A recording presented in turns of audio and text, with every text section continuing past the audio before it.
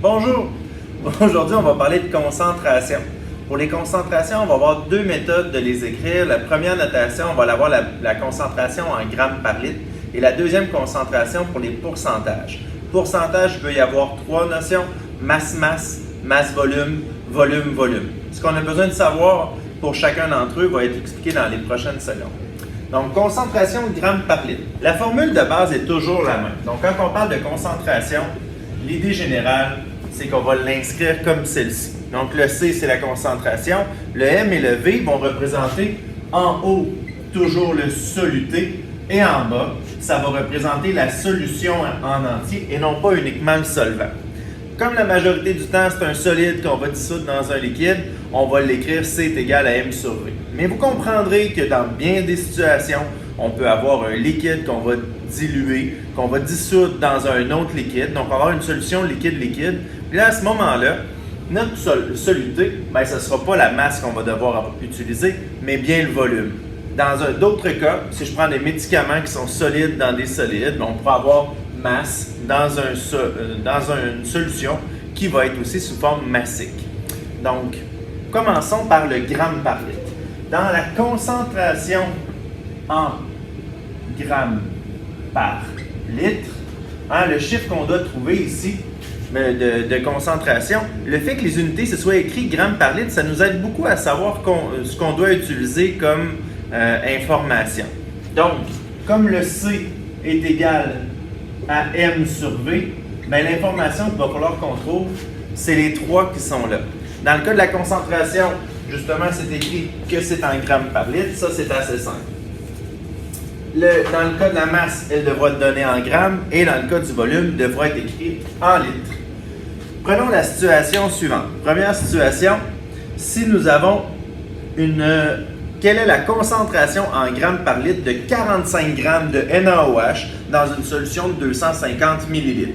Donc là, on n'a pas besoin de se fier vraiment au NaOH. Ce qui nous donne comme information, c'est qu'on a un 45 grammes d'une substance qui est dissoute dans 250 ml.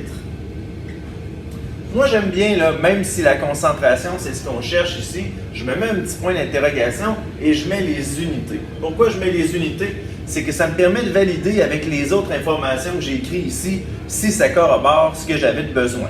Donc là, ce qu'on remarque, c'est que les grammes, ça me va, mais que je suis supposé avoir des litres, et là, présentement, je n'ai que des millilitres. Donc, je peux mettre une situation d'égalité juste à côté, écrire le 250 ml, je le mets en litres, c'est un facteur 1000 qui est plus petit, donc 0,25. Maintenant, je peux écrire ma formule de base, C est égal à M sur V. J'ai déjà isolé le C qui était la valeur que je recherchais. Donc, il me reste tout simplement à écrire que C est égal à mon 45 grammes divisé par 0,25 litres. Si je prends le temps de changer mes unités au départ, ça devient très facile de faire le calcul. Donc, je fais ma division. Ma concentration va donc être de 180 grammes par litre. Et j'ai ma réponse. C'est terminé. Bonjour. Donc là, on est rendu à faire maintenant une nouvelle façon de représenter une concentration. Ça va être la concentration en pourcentage. Ça fonctionne sensiblement de la même manière que celle qu'on vient de voir précédemment qui était en grammes par litre. Mais la différence, c'est que là, notre soluté, lui, il ne change pas. Mais notre volume, par exemple, sa représentation, on ne devra pas utiliser le litre comme c'était le cas tout à l'heure. Il va falloir qu'on trouve une mesure qui nous donne toujours un volume pour 100 unités de volume. Ces 100 unités-là, même, on n'écrira pas unité. Dans ce qu'on va avoir, nous autres, c'est que soit si c'est quelque chose qui est en masse, on va donc avoir 100 grammes. Et si notre solution, au contraire, est en volume, à ce moment-là, on va utiliser 100 ml de solution. Donc, nos calculs vont devoir se faire avec un dénominateur de 100. Si c'est massique, 100 grammes. Et si c'est sous forme volumique, on va le mettre pour 100 ml. Je vous donne un exemple. Dans le calcul, j'ai écrit un petit exemple juste à côté. Si j'ai une masse de 3 grammes qui a été dissoute, qui nous donne une solution égale à 250 ml et que je vous demande justement la concentration en pourcentage, étant donné qu'on voit que c'est le M et le V qui sont le soluté et le solvant, ça va être ça qu'on va avoir comme unité. Si on continue de la même manière, je réécris moi ma formule de base, C est égal à MCV. Et maintenant, je vais remplacer par les valeurs que j'ai obtenues. C est égal à 3 grammes sur 250 millilitres. Okay. Donc là, ce que je vais avoir besoin, c'est que je trouve ma concentration. Mais je ne vais pas diviser. Je vais tout simplement continuer de créer une égalité parce que mon égalité, je vous l'ai dit, je veux le trouver pour un volume qui est égal à 100, dans ce cas-ci, millilitres. Donc, je vais faire une égalité et je vais mettre 100 millilitres comme dénominateur. Maintenant que j'ai mon 100 millilitres, il me reste qu'à trouver le chiffre qui sera inscrit en haut ici. Donc, par la règle de 3 fois 100 divisé par 250, je vais avoir comme réponse 1,2 grammes.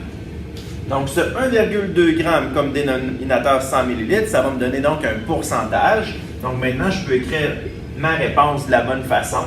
Ça me donne 1,2% masse volume. Masse volume. Mon pourcent est obtenu avec mon dénominateur.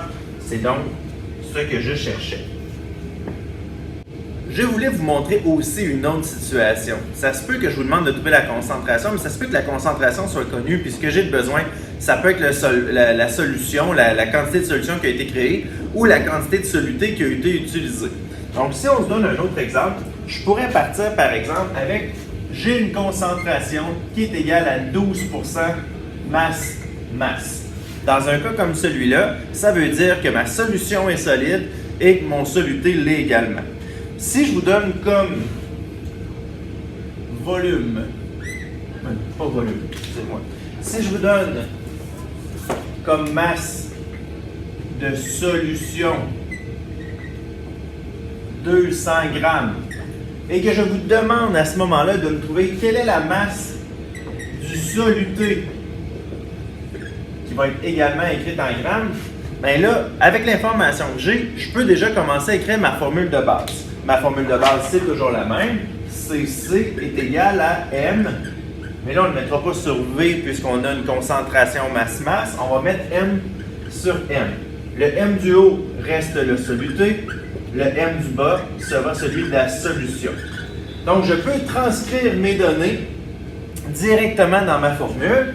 Ma concentration, ce que je vais faire, c'est que je vais écrire 12 grammes, mais je ne mettrai pas pourcentage. Je vais tout simplement le mettre justement, puisque c'est 1%, je vais le mettre sur un 100 grammes de solution. Donc, j'ai ma première fraction. De l'autre côté, M soluté, M solution. Le soluté, c'est celui que je cherche. Donc, je vais tout simplement mettre M soluté sur la masse de la solution qui était 200 grammes. Et là, j'ai une situation qui devient très facile mathématiquement. 12 fois 200 divisé par 100. Ce qui veut dire qu'ici, je vais trouver un 24 grammes pour la masse de soluté. Donc, j'écris ma réponse de la bonne façon. 24 grammes. Et voilà, c'est comme ça qu'on s'en sort lorsqu'on a besoin d'isoler autre chose. Quand on a une concentration en pourcentage, on met notre concentration en pourcentage. On se rappelle que le pourcentage, c'est toujours soit 100 grammes, soit 100 millilitres qu'on va avoir au dénominateur pour la solution.